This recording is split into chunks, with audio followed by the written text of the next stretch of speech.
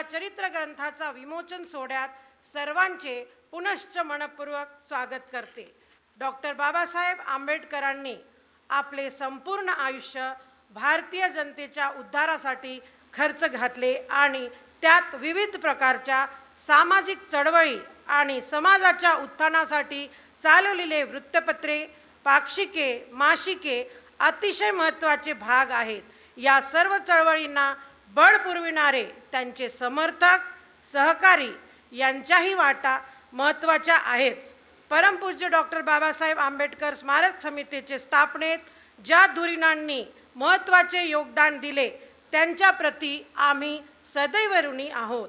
या धुरीणांपैकी एक म्हणजे आजचे सत्कारमूर्ती ॲडव्होकेट मामा येवले. आज त्यांच्या 83व्या वाढदिवसात आहे. तसेच त्यांचे जीवन आणि कार्य यावर प्राध्यापक रविचंद्र हळसनकर लिखित रिपब्लिकन झंझावत ॲडव्होकेट मामा येवले या चरित्र ग्रंथाचा विमोचन सोहळा मान्यवरांच्या उपस्थित आज होणार आहे.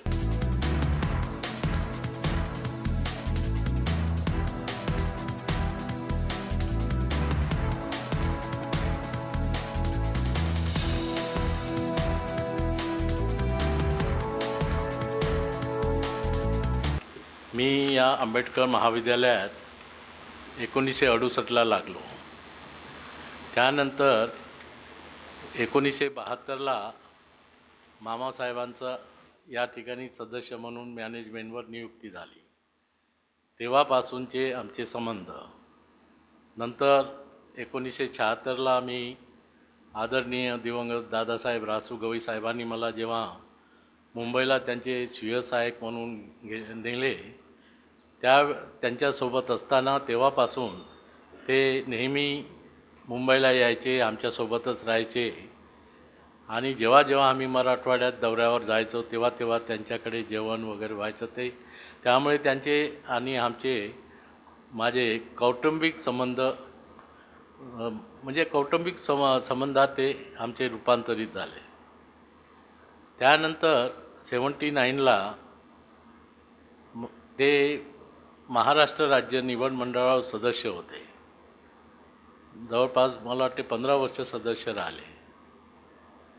79ला महाराष्ट्र शासनाच्या दारूबंदी विभागाची आणि माहिती व जनसंपर्क विभागाची क्लार्कच्या पदासाठी जाहिरात आली आणि त्यामुळे माझे मिसेस सौ कमल गवई सुटे यांचे मी दोन्ही ठिकाणी फॉर्म भरले आणि त्यांच्या दोन्ही ठिकाणचे इंटरव्ह्यू कॉल आले. औरंगाबादला त्यांची इंटरव्ह्यू होती. आता अर्थातच दादासाहेब गवई साहेबांनी मामासाहेबांना आदेश दिला की मिसेस सुटेंचं काम झालं पाहिजे. आता मामासाहेब म्हणजे ते टाळू शकत नव्हते ना. त्यांनी एका ठिकाणी एका जागेवर निवड करायला पाहिजे होती. दोन्ही जागेवर निवड केली. आता दोन्ही खात्यात निवड झाल्यानंतर आमच्यासमोर प्रश्न पडला की कुठे जॉईन व्हायचं. मग मी दादासाहेबांना सांगितलं काय करायचं. मी जरा कन्फ्यूज झालो. दोन्ही ऑर्डर आलेली आहेत आणि कुठे जायचं म्हणजे कुठे रुजू व्हायचं. तर त्यांनी मला सुचवलं की माहिती जनसंपर्क खात्याचे महासंचालक त्यावेळेस दैठणकर साहेब होते, तुम्ही त्यांचा सल्ला घ्या म्हणाले. मग मी त्यांच्याकडे गेलो, त्यांना सांगितलं. त्यांनी असं सुचवलं मला की तुमच्या मिसेस म्हणजे आमच्या ताई या लेडीज आहेत. दारूबंदी खातं म्हणजे तुम्हाला माहीत आहे कशा पद्धतीचे लोक असतात तिथे काम करणारे किंवा येणारे. त्यापेक्षा तुम्ही माझ्या खात्यात माहिती जनसंपर्क खात्यात त्यांना रुजू करून घ्या. त्यांच्या सल्ल्याप्रमाणे नागपूर विभागीय कार्यालयात मिसेस सुटे रुजू झाल्या. ते एक प्रकारे मामासाहेब नसते त्या ठिकाणी तर त्यांची निवड झाली नसती. तर त्यांनी आमच्यावर एक प्रकारे उपकारच केलेला आहे असं मी तेव्हापासून मानत आलेला आहो आणि आजही मानतो. मामा येवले यांचा चरित्र ग्रंथ मी लिहावा असा प्रस्ताव 5-6 वर्षाच्या पूर्वी आपल्या दादावर पितृतुल्य प्रेम करणारे प्रकाश येवले, जे नांदेड महापालिकेचे उपायुक्त होते, त्यांनी विनंती केली. मी प्रारंभी होकार भरताना भरला. आम्हा प्राध्यापकांचं असं असतं की होकार भरण्यात आम्ही फार पुढं असतो. परंतु जेव्हा मामांच्या घरी जाऊन त्यांचा संग्रहित असलेला गठ्ठा जेव्हा मी पाहिला, तेव्हा 60 गठ्ठे त्यांच्या प्रारंभापासून त्यांनी असे बांधून ठेवलेले होते. आणि हे गठ्ठे जेव्हा मी उकलण्याचा प्रयत्न केला, तेव्हा मी अवाक झालो. आणि मला क्षणभर असं वाटून गेलं की हा भार आपणाला पेलवेल की नाही. परंतु हिंमत केली. 3 वर्ष त्याच्यावर खपलो, राबलो. कच्ची टिपणं झाली. खरं तर हा ग्रंथ यापूर्वीच यायला हवा होता. बरीचशी व्यवधानं मध्ये आली, परंतु आज तो सुयोग जुळून आलेला आहे. या ग्रंथाच्या बाबतीत 600 पृष्ठांचा हा ग्रंथ आहे. शेड्यूल कास्ट फेडरेशनपासून ते रिपाई ऐक्य, पुन्हा गटबंदी, तटबंदी, दुभंगलेला समाज, याचा सगळा इत्थंभूत इतिहास त्याच्यामध्ये तपशीलवार अगदी दिनांकासह आलेला आहे. सर्वात महत्त्वाची गोष्ट ही आहे, आदरणीय जोगेंद्रजी कवाड यांनी अन्याय अत्याचाराच्या निषेधार्थ म्हणून स्वतःच्या आमदारकीचा राजीनामा दिला. संवेदनाहीन झालेल्या समाजात साधी प्रतिक्रिया उमटली नाही. इतक्या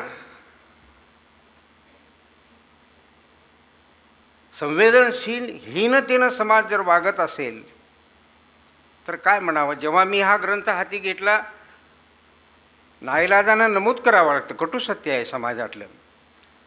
मी हा ग्रंथ हाती घेतला, 3 वर्ष सातत्यानं काम करीत राहिलो, तेव्हा तथाकथित विचारवंतांनी हडसनकरांची आणि मामा येवलेंची पोटजात आधी हुडकली की हे का राबत असावेत. इतक्या गढूळ वातावरणामध्ये हा ग्रंथ येतोय. आणि मला आशा आहे समाजाच्या तळागाळाच्या मनामनात साठलेला हा गढूळ भाग धुवून काढण्याची शक्ती या ग्रंथात निश्चित आहे.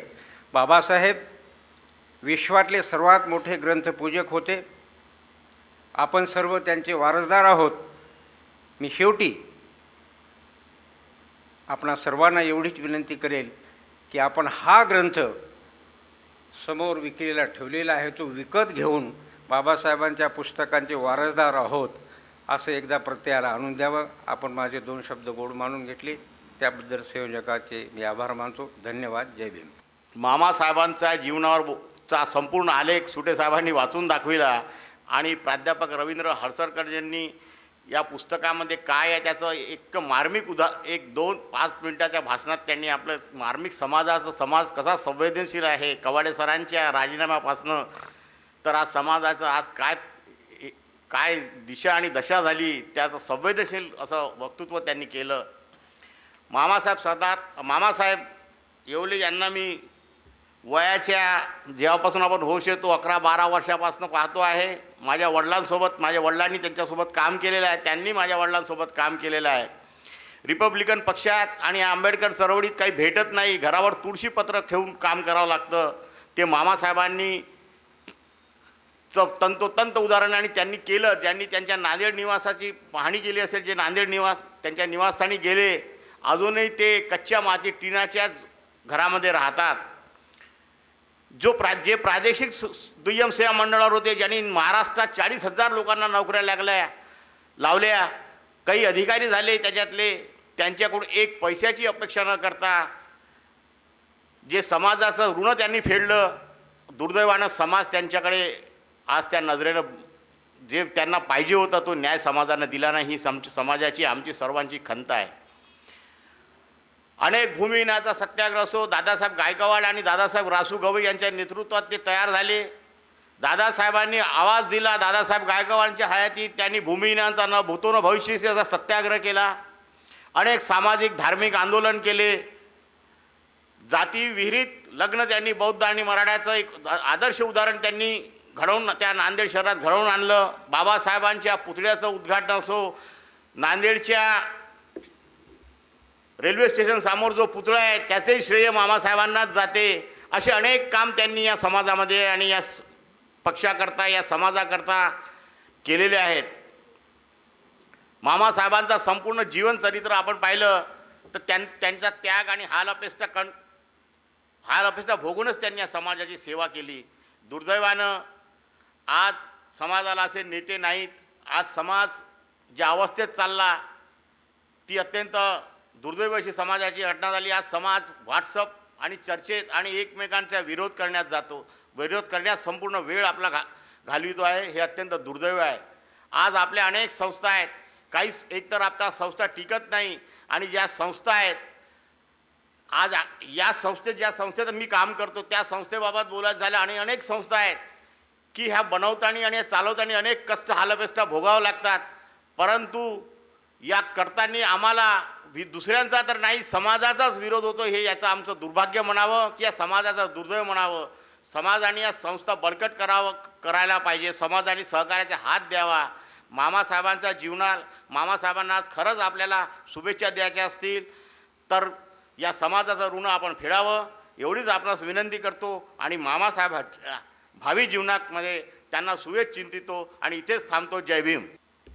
प्रस्तावना करते वेळेस ॲडव्होकेट मामांनी जे रिपब्लिकन पक्षात आणि सुरुवातीला शेड्यूल कास्ट फेडरेशनमध्ये जे सविस्तर जे काम केलेलं आहे त्याचा आढावा आपल्यासमोर ठेवण्यात आलेला आहे. माझा जेव्हा संबंध आला जवळजवळ 50 वर्षापासून आणि जेव्हा रिपब्लिकन पक्षाचे केवळ मराठवाड्यातच नव्हे किंवा महाराष्ट्रातच नाही तर ऑल इंडिया लेवलवर रिपब्लिकन पक्षाने जे आंदोलन केलेले आहेत त्या प्रत्येक आंदोलनामध्ये ॲडव्होकेट मामासाहेबांचा माझा संबंध आलेला आहे. आणि मी जेव्हा नांदेडला गेलो मामा आमचे सरदार यांच्यासोबत आम्ही 8 दिवस थांबलो आणि त्यांनी केलेल्या कामाचा आढावा या ठिकाणी घेण्यातच आलेला आहे. आणि जेव्हा आम्ही 7-8 दिवस नांदेडला थांबलो आणि मराठवाड्यामध्ये ॲडव्होकेट मामांनी जे काम केलेलं आहे त्याची माहिती मिळाली तर या ठिकाणी मला सांगावं असं वाटतं की मराठवाड्याचं नेतृत्व रिपब्लिकन पक्षाचं आणि शेड्यूल कास्ट फेडरेशनमध्ये मामांनी केलेलं आहे. आणि मराठवाड्यातच नाही तर संपूर्ण महाराष्ट्राचं नेतृत्व मामांनी केलेलं आहे. त्याचा आढावा देखील यापूर्वीचा जो काही त्यांचा केलेल्या कामाचा जो आढावा घेण्यात आलेला आहे त्या ठिकाणी आलेला आहे. मामांनी आर्थिक परिस्थिती तेवढी जोरदार नसताना केवळ बाबासाहेबांचं एक ऋण फेडण्याच्या दृष्टिकोनातून आणि दादासाहेब गायकवाडच्या नेतृत्वात गवई साहेबांच्या नेतृत्वात त्यांनी जे विविध आंदोलनं केलेले आहेत त्या आंदोलनाचं जे आता पुस्तक जे प्रकाशित झालेलं आहे त्या पुस्तकामध्ये देखील आलेलं आहे. आणि मामांना समजण्याच्या दृष्टिकोनातून ते पुस्तकाचं वाचन आणि संग्रह केलं पाहिजे असं आजच्या त्यांच्या जन्मदिवसाच्या दिवशीच्या आम्हाला सांगावं असं वाटते. मामांच्या सोबत आम्ही रिपब्लिकन पक्षाचे जे काही धरणा कार्यक्रम झाले, जे विधानसभेवर लोकसभेवर जे भव्य असे मोर्चे निघाले त्या सर्व मोर्चामध्ये आम्ही सोबत होतो. आणि मामांनी फार मोठी भूमिका घेऊन जास्तीत जास्त रिपब्लिकन जनता कसे त्या कार्यक्रमामध्ये येतील या दिशेनं त्यांनी प्रयत्न केलेले आहेत. त्यांच्याबद्दलची सविस्तर माहिती आपल्यासमोर आलेली आहे. आजच्या त्यांच्या वाढदिवशी त्यांचं चांगलं आरोग्य लाभो, त्यांच्या हातून अजून बरेचसे कामं होण्याचे आहेत आणि ते करतील. ते करण्याच्या बाबतीत आम्ही त्यांच्यासोबत आहोतच. मी त्यांच्यासोबत काम करत असताना आता मी वयानं त्यांच्यापेक्षा 4 वर्षानं जरी मोठा असलो तरी आम्ही काम करताना रिपब्लिकन पक्षामध्ये मी त्यांना आपला मोठ्या भावासारखाच मानत आलेलो आहे. त्यांनी जेव्हा जेव्हा आम्हाला रिपब्लिकन पक्षामध्ये आदेश करत गेलेले आहेत किंवा जबाबदाऱ्या आमच्यावरती टाकत गेलेल्या आहेत, त्या जबाबदाऱ्या आम्ही पार पाडण्याकरता त्यांच्यासोबत राहिलेलो आहोत. आणि बाबासाहेबांच्या आंदोलनामध्ये, चळवळीमध्ये त्यांना त्यांचा सिंहाचा वाटा आहे.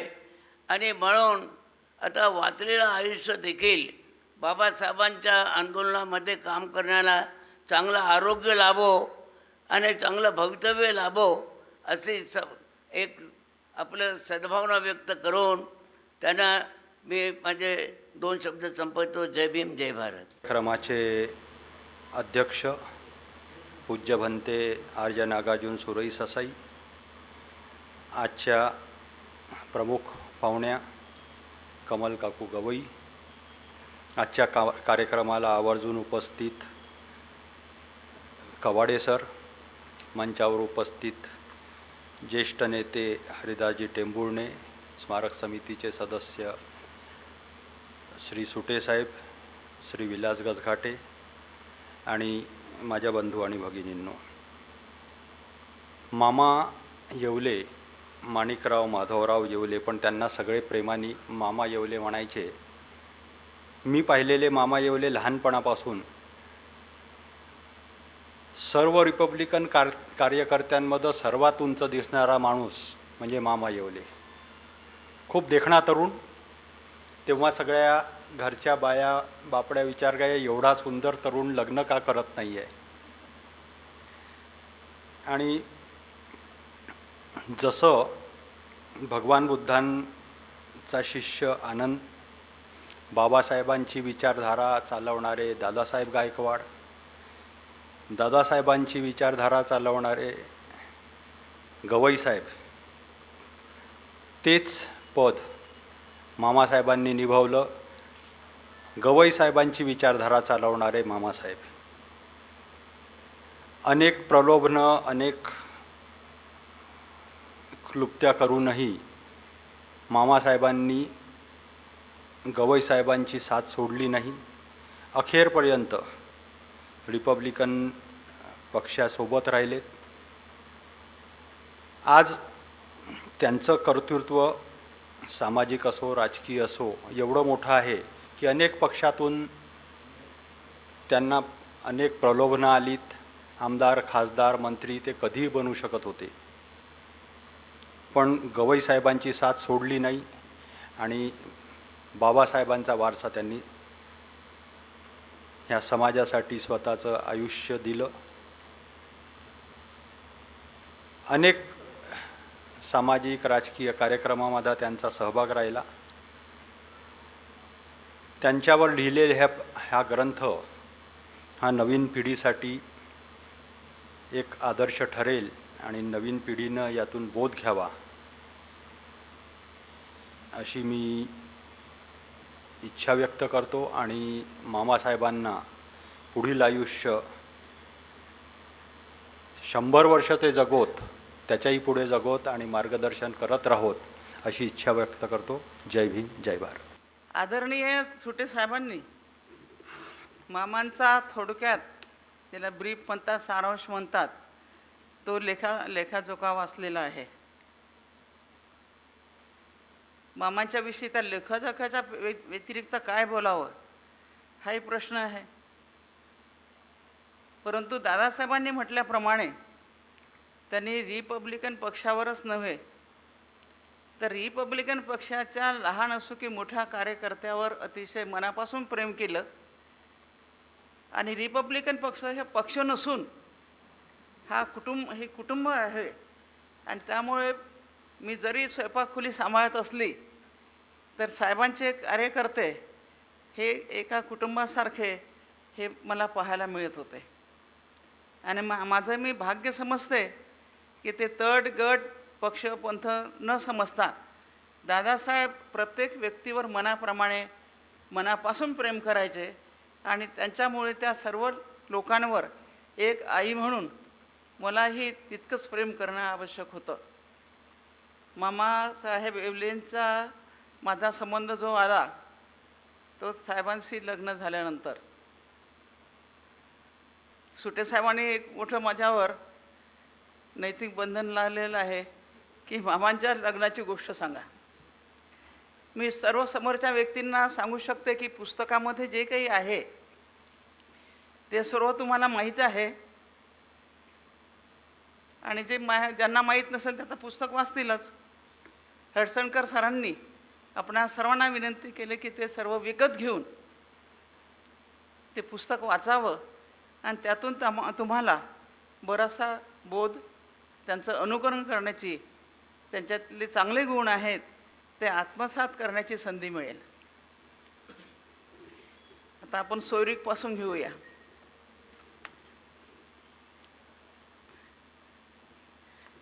चिरंजीव सुधीरने सांगितलं की एक उंचपुरा, नाकडोळे अगदी चांगले असणारा, दिसायला स्मार्ट असा व्यक्ती म्हणजे लग्न का करत नाही. आता त्यावेळेस माझं वय जरी लहान होतं तरी कार्यकर्त्यांमध्ये कुटुंबातलं असल्यामुळे अशा काय घरगुती गोष्टीसुद्धा माझ्यावर लादल्या जात होत्या म्हणा, किंवा मला करायला सांगायचे, आदेश द्यायचे. आणि त्यातही कधी कधी आ बैल मुझे मार हे मला कधी कधी मार पण खावा लागतं. आता आपला प्रश्न होता सोयरीकचा. तर सगळ्या कार्यकर्त्यांनी आणि कार्यकर्त्यांच्या ज्या बाया होत्या म्हणजे माझ्यासारख्या प्रत्येक कार्यकर्त्याच्या बायका, त्यांनी सांगितलं की तुम्ही का म्हणजे मामाचे म्हणजे लग्न लावून देत नाही, विशेषतः सोदरीचे आई वगैरे शकुंतलाबाई, काहून तुम्ही मामाची साठी पोरगी पाहत ना. आता मला काय सवय आहे लहानपासून बडबड करायची. आणि सोयरीके ह्या बडबड केल्यानंच होतात, कारण दुकानातून काही पोरगी भेटत नाही. मग ते माझा मार खायची वेळ जवळ आली असेल. मग मामा जेव्हा मुंबईला येत होते, साहेब डेप्युटी चेअरमन होते तेव्हा सारंगची गोष्ट आहे. मग अनेक लोकांना सांगून कन्व्हिन्स करून एक मुलगी तयार झाली, म्हणजे तयार केलं. ती मुलगी होती MD झालेली. तर त्या मुलीला आणलं, मामाला दाखवलं. एक दिवसा मी भूषण, छोटू, ताई आणि हे दोघं जवळजवळ बसले होते. आम्ही जरासे बाजूला बसले होतो. पिक्चर पाहायला गेलो. पिक्चर पाहायला आल्यानंतर माझ्या संस्कृतीप्रमाणे तिला म्हटलं, बाई तू घरगुती बाई MD आहेस, MBBS MD झाली असं वाटता कामा नये. पहिली तू पत्नी, नंतर तुझी डिग्री नंतर तिने जे काय सेवा करायची असेल, मामाचे कपडे धुणं, इस्त्री करणं वगैरे, म्हटलं असं त्याला वाटायला नको की MD झाली पोरगी म्हणून माझ्या कुटुंबाची, माझ्या भावाची सेवा करणार नाही. तर तिने बिचाराने इस्त्री करण्यापासून, मामाचे कपडे धुण्यापासून वगैरे वगैरे सगळ्या गोष्टी झाल्या. आता जवळजवळ सोयरी पक्की झाली होती. मामा आणि ती मुलगीसुद्धा MD झालेली. आणि माझी ती जवळची असल्यामुळे माझ्यावर तिचा विश्वास होता आणि ती माझ्यासारखीच वागेल हा सुद्धा विश्वास तिच्यावर होता. मग झाले 4-5 दिवस गेले. लग्नाची तारीख केव्हा घ्यायची? अरे लग्नाची तारीख तर दूरच झाली. हा मामा असा भांडला माझ्याशी कमलेच्या बाहेर. म्हणजे खूप जोरात मायलेकांचं भांडण. कारण तसंही तो काय झालं, त्याला भांडायला कोणी नसलं, आई तीच सापडते ना सगळ्यांना भांडायला. आणि ते भांडले तरी तिला काही वाटत नाही. खूप माझ्याशी भांडले आणि बरेच दिवस म्हणजे चांगले रागातच होते. तर त्यांनी सांगितलं, तुम्हाला माहीत नाही का की मला समाजाची पक्षाची सेवा करायची आहे, म्हणून मी लग्नाच्या ह्या भानगडीत पडणार नाही. कारण लग्न केलं तर बायकोची मर्जी संपन्न आलंच, मुलं होतात, त्यांचं करणं आलंच, आणि त्याबरोबरच अनेक अशा गोष्टी संसारामध्ये येतात. त्यामुळे संसार हा सगळ्यात कठीण आहे. जो संसार करून पाहतो त्यालाच सगळ्या मागे बाया बसल्या इथं समोर बसलेल्या त्यांना माहीत आहे. तर ही झाली सुटेसाहेब मामाच्या सोयरीची लग्नाची गोष्ट. मी आधीच सांगितल्याप्रमाणे तुम्हाला पुस्तकात सगळं वाचायला मिळेल. मामांच्या सोबत जे जे राहिले तोही अनुभव त्यांना म्हणजे आलाच असेल. तर मी माझ्या साहेबांच्या जीवनात असताना मामासाहेबांच्या विषयी ज्या साधारणतः पुस्तकात दिलेल्या नाही आहेत त्या गोष्टीचा एक दोन गोष्टीचा उहापोह करेल.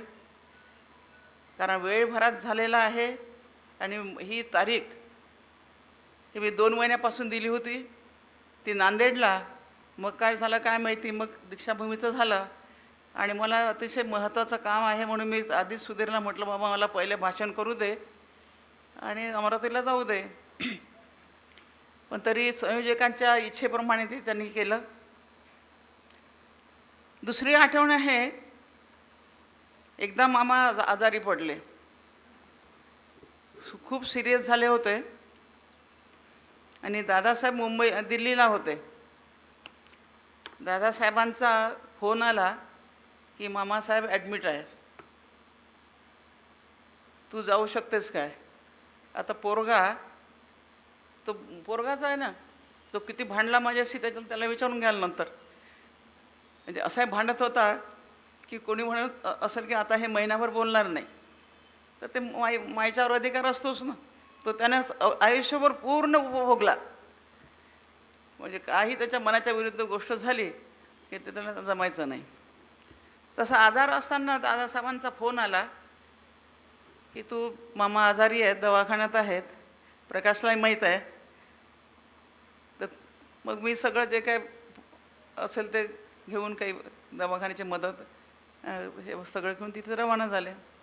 आणि ह्या बाबाजीनं काय करावं, डिस्चार्ज घेऊन घेतला आणि डिस्चार्ज घेऊनच थांबला नाही, तर एक मोठी सभा घेतली आणि सिव्हिल सर्जन त्या ठिकाणी आले, कारण सिरियसच होता ना. आणि त्यांनी म्हटलं होतं की तुम्ही मामा डिस्चार्ज घेऊ नका. नाही माई येऊन आली म्हणे, आता मला काही नाही झालं, आता मी चांगला झालो. अरे म्हणे मामा काही जर झालं तर माझ्यावर येईल ना. नाही काय नाही म्हणे, तुम्ही आता आलेले आहेत. तिकडे सिव्हिल सर्जन करून अहो मामा मामाचा काय माईकच्या समोर उभा राहिला, माईकच्या पाठीमागे त्यांचं शर्ट ओढून राहिले लोक. मामा काही भाषणात आवरेच ना. आता म्हटलं ह्याला हार्ट अटॅक येते. परंतु तो एक तर आमच्या मायलेकाच्या प्रेमामुळे म्हणा किंवा मायच्यावर असलेली श्रद्धा म्हणा, ते अजूनही तुम्हाला सुखरूप असे दिसत आहेत. खरं पाहिलं तर मामा, मी 26 तारखेला तुम्हाला भेटायला नांदेडला येणार होतो. 26 तारखेला एका समारंभ आहे, आमच्या बापू गजभारेचे पुरस्कार वितरण समारंभ आहे. आणि कालच मला माहीत नव्हता असा समारंभ आहे म्हणून. तेव्हा बापूला मी सांगितलं, आमच्या पक्षाचे नगरसेवक, आपल्या रिपब्लिकन पक्षाचे नगरसेवक आहेत ते नांदेड महानगरपालिकेचे बापूसाहेब गजभारे, त्यांना मी कळवलं की आल्यावर मामांच्या भेटीसाठी आपण जाऊया, त्यांना शुभेच्छा देण्यासाठी जाऊया. पण आज योगायोग बघा,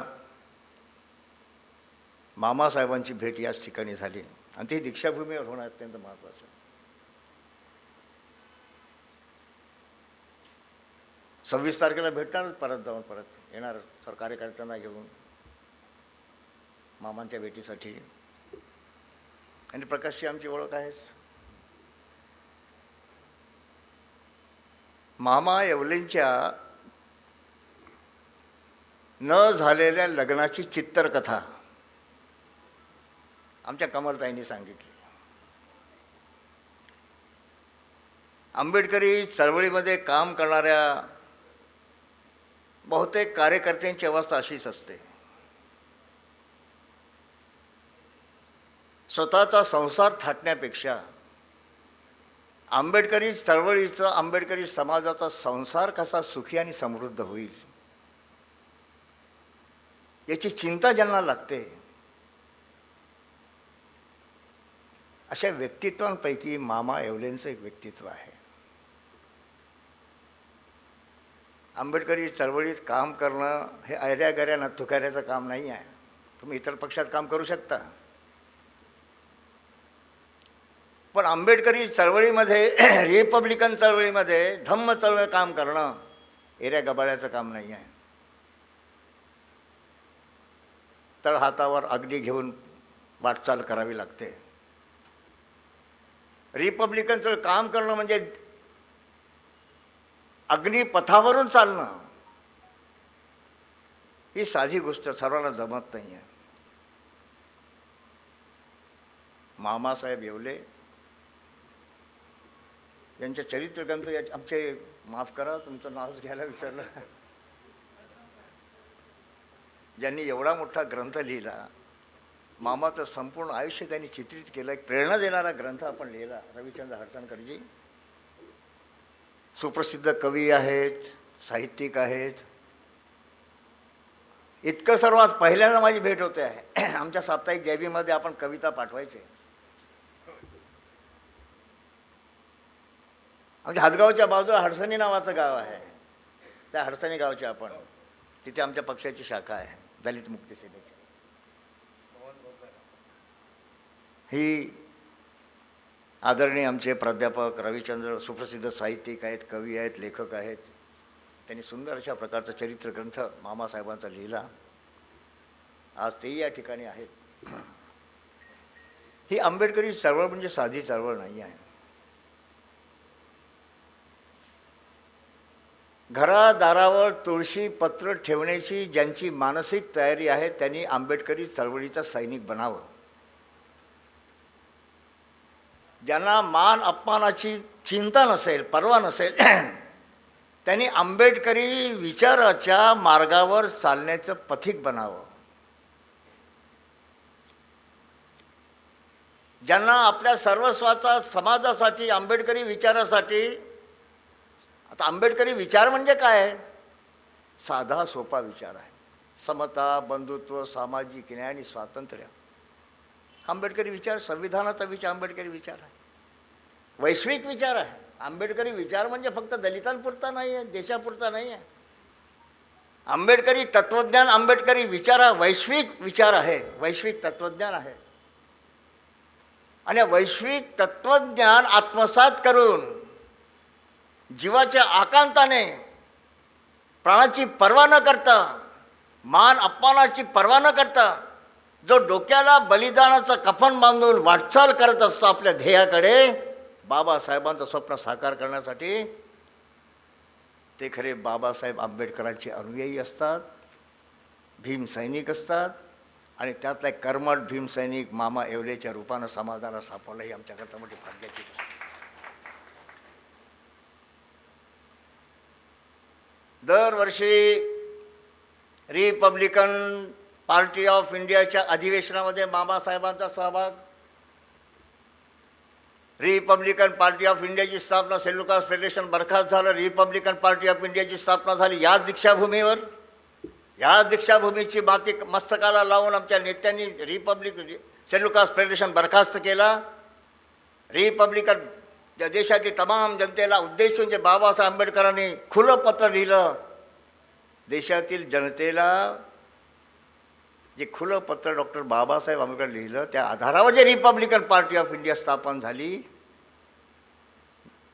एन शिवराज, दादासाहेब गायकवाड, रासू गवई, दादासाहेब कुंभारी, सगळी गाणार साहेब असतील, फुलझिले साहेब असतील, सगळी मंडळी, अनेक बॅरिस्टर राजाभाऊ खोब्रागडे,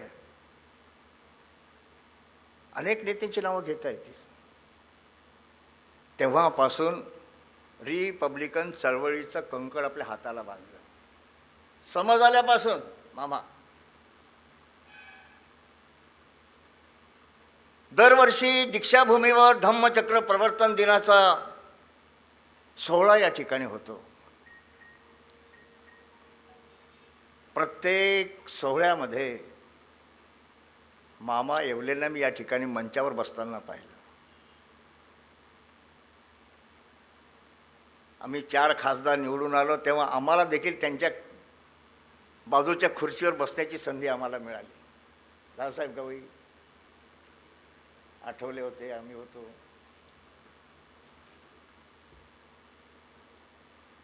खरं पाहिलं तर ही मंडळी जी आहे ना,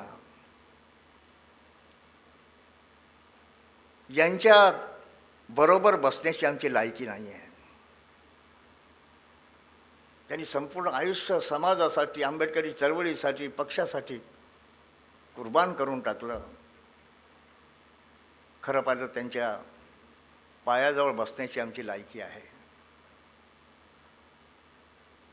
धावणारी पावलं अनेक असतात, धावणारी पावलं अनेक असतात मामा, पण ज्यांच्या पायाला स्पर्श करावं अशी माणसं फार मोजकी असतात. त्यात एक आपण आहात मामासाहेब.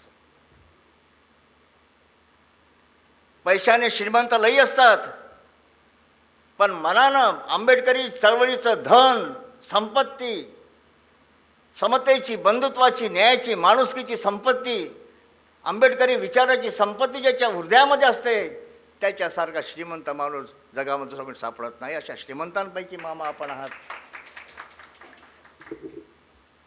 जे काही कमवलं ते समाजासाठी कमवलं. समाज म्हणजे काय? बौद्ध समाज. मराठवाड्याचा हा नेता परमपूज्य डॉक्टर बाबासाहेब आंबेडकरांनी धम्मक्रांती केली. याच दीक्षाभूमीवर न भूतो न भविष्यात अशा प्रकारची धम्मक्रांती परमपूज्य बाबासाहेबांनी केली. जुन्या धर्माचा त्याग केला आणि बुद्ध धम्माच्या रूपानं स्वाभिमानाची, सन्मानाची, इज्जतीची दीक्षा देशातील कोट्यावधी दलितांना दिली. धम्मक्रांती रक्ताचा एकही थेंब न सांडवता. हे आश्चर्यच आहे ना कमलताई. जगामध्ये अनेक क्रांत्या झाल्यात हर्षणकर साहेब. मग ती औद्योगिक क्रांती असेल, रशियाची क्रांती असेल, फ्रान्सची क्रांती असेल, जेव्हा जेव्हा जगामध्ये क्रांत्या झाल्या तेव्हा रक्ताच्या नद्या वाहिल्यात, लाखो लोक मारले गेलेत. पण हातात तलवार न घेता, हातात बंदूक न घेता, हातात कोणते शस्त्र न घेता, रक्ताचा एकही थेंब न सांडवता जी क्रांती, धम्मक्रांती बाबासाहेबांनी की जगामध्ये त्या धम्मक्रांतीला तोड नाही आहे. त्या धम्मक्रांतीचे पाईक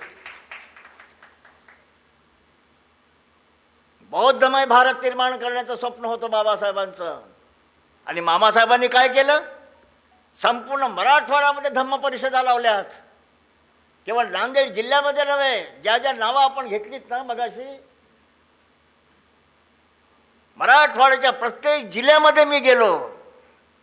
मराठवाड्याच्या प्रत्येक जेलमध्ये, नामांतराच्या आंदोलनामध्ये प्राध्यापक कवाडेला मराठवाड्याच्या प्रत्येक जेलमध्ये टाकण्यात आलं. परभणीच्या जेलमध्ये, औरंगाबादच्या जेलमध्ये, नांदेडच्या जेलमध्ये, किती नाव सांगू जेलची, कंधारच्या जेलमध्ये, पोलीस लॉकअपमध्ये, हिंगोलीच्या पोलीस लॉकअपमध्ये. ज्या ज्या ठिकाणी गेलो त्या त्या ठिकाणी धम्म चळवळीमध्ये मामा येवलेंचं नाव सोन्याच्या अक्षरात लिहिलं गेलं आहे. सोन्याच्या अक्षरामध्ये ही कमिटमेंट ज्याला आपण, बांधिलकी ज्याला आपण म्हणतो. परमपूज्य डॉक्टर बाबासाहेब आंबेडकरांनी भारत बौद्धमय करण्याचा जो संकल्प केला होता, त्या संकल्पाच्या सिद्धीसाठी आदरणीय मामा येवले साहेबांनी संपूर्ण मराठवाडा पिंजून काढला. केवळ पक्षाचंच काम करत नव्हतं. दादासाहेब गायकवाडांपासून, दादासाहेब गवईंपासून त्यांची राजकीय वाटचाल, पण त्यांच्या राजकीय वाटचालीला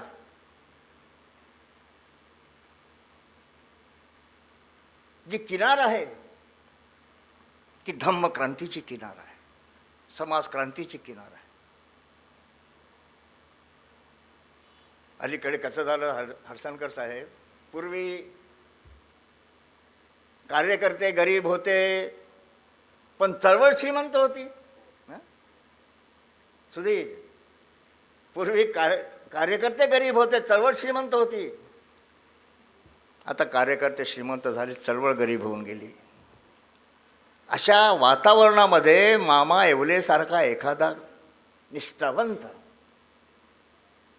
कमिटेड आंबेडकरी विचार, मग दादासाहेब गवई असतील, बॅरिस्टर राजाभाऊ खोब्रागडे असतील, दादासाहेब गायकवाड असतील, दादासाहेब कुंभारे असतील,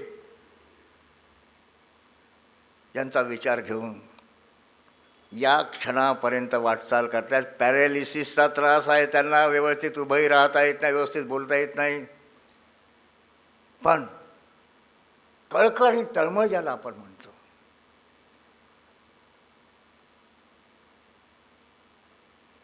सामाजिक क्षेत्रामध्ये धम्म कार्यामध्ये काम करणाऱ्या कार्यकर्त्याला वयाचं बंधन नसतं. ताई आपण बरोबर सांगितलं, वयाचं बंधन नसतं. आणि याही वयामध्ये सतत तडफड, सतत धडपड. मी मामांच्या सोबत बऱ्याचदा, गवई साहेबांच्या सोबत, कुंभारे साहेबांच्या मामांच्या सोबत कुठे एकीकरणाची बैठक झाली, बेंगलोरला गेलो होतो, मामाला आठवत असेल, अनेक ठिकाणी जेव्हा जेव्हा बैठकीत जेव्हा कळायला लागलं, चळवळीमध्ये आलो तेव्हापासून मामांना बघतो आहे मी, मामांचं कार्य बघतो आहोत मी. आणि नांदेडला गेलो आणि जरी मामांशी भेट नाही झाली तरी मी विचारपूस, मामा कसे आहेत, गौस आहेत की नाही, तब्येत कशी आहे, ही विचारपूस ज्याला आपण म्हणतो. आणि कमलताई आपण फार उत्कृष्टपणे सांगितलं की ही रिपब्लिकन आंदोलन म्हणजे हा आमचं कुटुंब आहे, परिवार. आणि परिवारामध्ये छोट्यापासून तर मोठ्यापर्यंत प्रत्येकाची काळजी घेण्याचं काम जसं दादासाहेब गायकवाडांनी केलं, दादासाहेब गवई साहेबांनी केलं, कुंभारे साहेबांनी केलं, कमलताई आपणही करतात. आता मामा येवलेंनी देखील हा वारसा, हा कौटुंबिक वारसा. आणि म्हणून म्हणतात ना रविचंद्रजी, रक्ताच्या नात्यापेक्षा विचाराचं नातं जास्त घट्ट असतं. रक्ताची नाते केव्हा सोडून जातील काही सांगता येतं, विचाराचं नातं. अनेक लोक सोडून गेले, इकडे तिकडे गेले, पळालेत. आम्ही त्यांना म्हणतो, जे गेलेत त्यांना म्हणतो जा गेल्या घरी तुम्ही सुखी राहा. पण काही न मिळता देखील केवळ समाजाची सेवा माझ्या हातून कशी घडेल, बाबासाहेबांचा हा सामाजिक क्रांतीचा हा स्फुल्लिंग, ही ऊर्जा या देशातील प्रत्येक माणसाच्या मनामध्ये हा ऊर्जा कशी पोहोचेल, अंधारलेल्या समाजाच्या मनामध्ये उज्ज्वल भवितव्याचा दिवा कसा पेटेल, याची तळमळ, याची जाणीव आंबेडकरी चळवळीच्या निष्ठावंत कार्यकर्त्यांना, नेत्यांना असते. मामा आपण त्यापैकी एक आहात. बाबासाहेब आंबेडकरांनी 14 ऑक्टोबर 56ला जी दीक्षा घेतली त्यावेळेस मी 17 वर्षाचा होतो. दुरून बाबासाहेबांना पाहिलं होतं तर 14 ऑक्टोबर 56ला दुरून या दीक्षाभूमीवर. त्याचाच मी आता इथं ट्रस्टी आहे, हे माझं भाग्य आहे. मला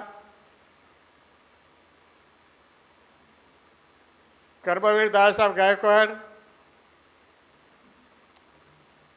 दादासाहेब राजू गवई, कुंभारे साहेब, आर्मुगम साहेब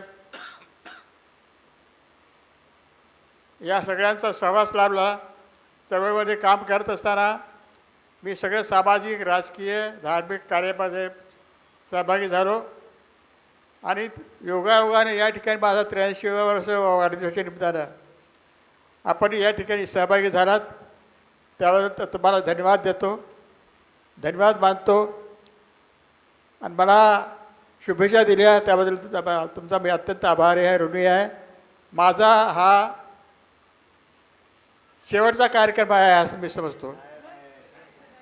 त्याचं कारण असं की माझा ग्रंथ कोण वाचल काय नाही ते मला माहीत नाही, पण मला जे केलं, मी जे काय करू शकलो ते सगळं त्याच्यात आलेलं आहे. बाबासाहेबाच्या कर्मवीर दादासाहेब गायकवाडाच्या आशीर्वादानं, दादासाहेब रासोगोईच्या आशीर्वादानं, कुंभारे साहेबांच्या आशीर्वादानं, सगळ्याच्या आशीर्वादानं मी लहानाचा मोठा झालो आणि इथपर्यंत पोहोचलो. रक्ताच्या शेवटच्या थेंबा असेपर्यंत मी रिपब्लिकन राहणार आहे.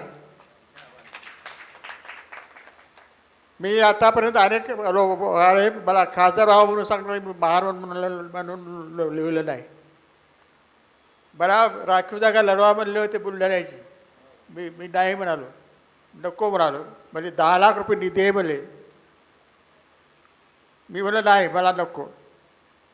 आर्मोगर साहब बोले क्या पागल है क्या, बोले रिजर्व सीट है, बोले लढता नाही बोले. मी म्हणून महार नाही म्हणलं, मी बुद्ध आहे म्हणून शेवटपर्यंत मी बुद्धच राहणार आहे. मरण्यानंतरही बुद्धच राहणार आहे. तेव्हा आपण सगळं प्राध्यापक जोगेंद्र केवाडी यांनी सांगितल्याबरोबर आपण जनगणनेमध्ये बौद्ध म्हणूनच लिहा, बौद्ध म्हणूनच लिहा. जात पोटजात लिहिण्याची गरज आहे. आपण एक गोष्ट तुमच्या लक्षात देतो केवाडे साहेब, की केंद्र सरकारने एक सर्टिफिकेट काढले, त्याच्यात धर्माच लिहिलेलं आहे, धर्माच लिहिलेलं आहे, पोटजात लिहायला सांगलेलं नाही. धर्मांतरित बौद्धांना सवलती द्या ही आपली मागणी होती. धर्मांतरित बुद्धांना तर GR निघाला महाराष्ट्र सरकारचा, पण केंद्र सरकारने आणखी काढलं नाही GR. धर्मांतरित बुद्धांना सवलती द्या हे महाराष्ट्र सरकारनं कायदा केला, GR काढला, पण केंद्र सरकारने आणखी त्याला मान्यता दिलेली नाही. केंद्र सरकार कोण आहे, कसं आहे हे तुम्हाला माहीत आहे.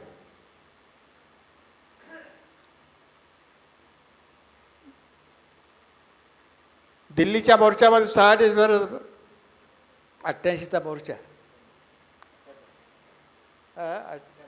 78. अटल बिहारी की क्या पहचान, मुंबई राम बगल में छुरी, मुंबई राम बगल में छुरी.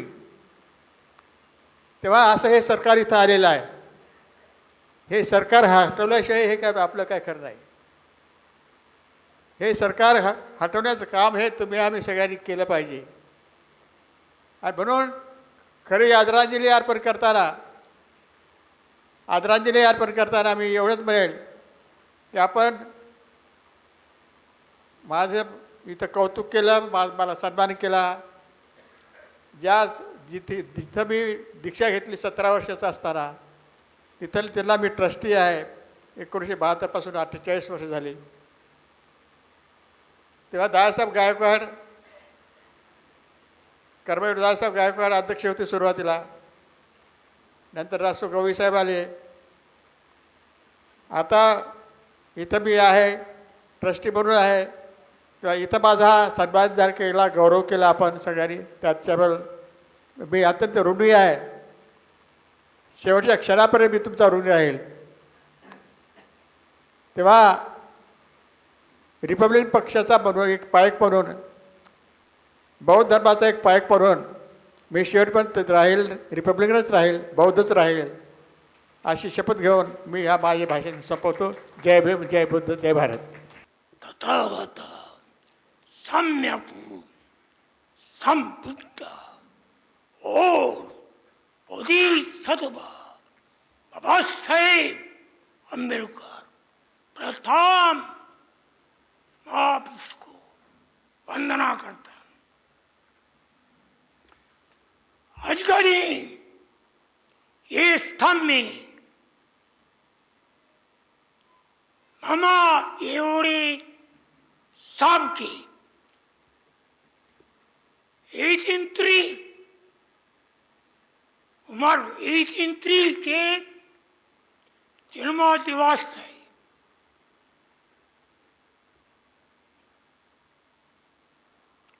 और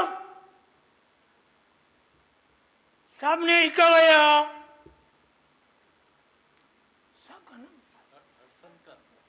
सर्वं हर्षंकर साहब ने बहुत सामग्री को एवढे सामने इकट्ठा किया, इतना इतना इतना, उसको एक एक देखकर 500 पेज की ऊपर की महान ग्रंथ को दुनिया के लिए दिया है। ये मैं प्रथम शंकर साहब को धन्यवाद देता हूँ,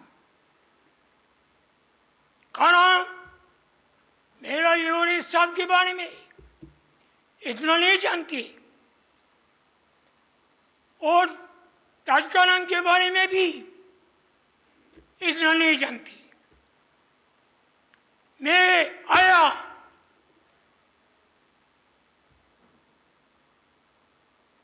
एवढे सबके बहुत बुद्धापात की अवस्था में आया। 50 साल 3 years ago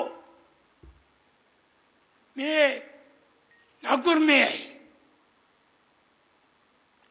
उसके पहले एवढे सब बहुत काम किया। अभी आयुष्मान तुझे साथ पूरा बताया। मैं सुनते सुनते बड़े एक बार सोच रहा था बहुत बड़ा काम कर चुका है, मेरा ये कतना नहीं जानती। मैं समग्र समिति में सदस्य हो गया, मेंबर हो गया।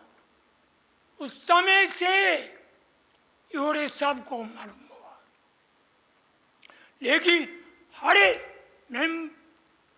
मीटिंग में हर सभा में इतना तकरीब हो के, इतना नांदेड़ से दूर दूर से इतना हो के आना मेरा सम्मान में आया। बहुत ऐसे अभी भी हाथ हिलती ऐसे, तभी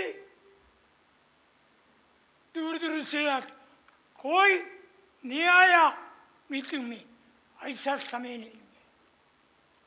उसके साथ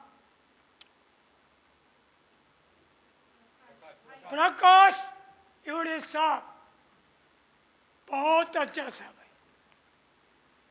सबको लेके हर मृत्यु में धीरे धीरे धीरे धीरे आती, ज्यादा बोलता नहीं मृत्यु में,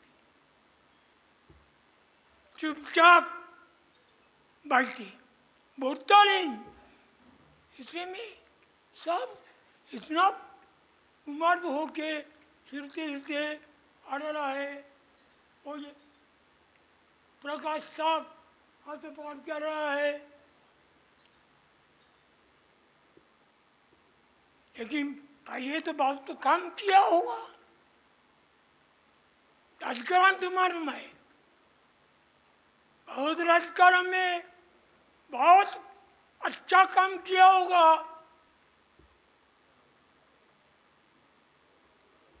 गवाई सब मजबूत थी, उस समय से ऐसे ऐसे होके मीटिंग में आती थी।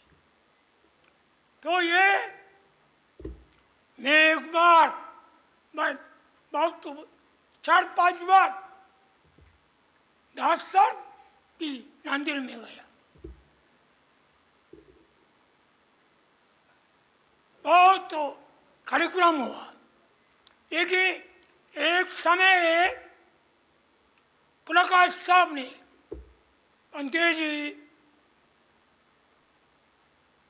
नांदेड़ में जिन्ना में बाबा साहब का पुतला बनाया। आपके हाथ से उतारा था। मैं कोई जानकारी नहीं है, प्रकाश साहब भी मालूम नहीं है, योड़े सब इतना पसंद नहीं है, तो मेरे को बोल रहा है। इतना महापुरुष बाबा साहब के भैया पुत्र को नांदेड़ के कॉर्पोरेशन के चिन्ह के समर में करा होने वाला है। कोई पता ही नहीं, इतना बड़ा साहब हो रहा है, मेरे को जाना पड़ेंगे। बाद मरमुआ गवाही साहब ने बताया, सच्चाई के हाथ से नांदेड़ के चिन्ह के समर में है भैया बाबा साहब का अध्यक्षते मुख्यमंत्री हुआ चांद साहब का बाबूजी भी जानता, लेकिन मुख्यमंत्री का ये लड़का है चांद साहब पुत्र के समारोह की अध्यक्षते, उसके हस्ते करना चाहिए था, लेकिन प्रकाश साहब ने हो सकता एवढे साहब के भाषा मांगकर हम एवढे साहब के भाषा मांगकर चौहान साहब के हाथ से उद्घाटन नहीं करते हुए 14 सा बंदे की गवाही साहब की अधिकता, इतना गवाही साहब को बहुत मानते थे, गवाही कुटुंब को बहुत मानते थे। मैं धीरे धीरे मालूम आज सवेरे मेरा कोई फेवा में लिखा, मेरे को लोग बोला मंत्री जी आपका नाम फेवा में है, कहीं की नहीं।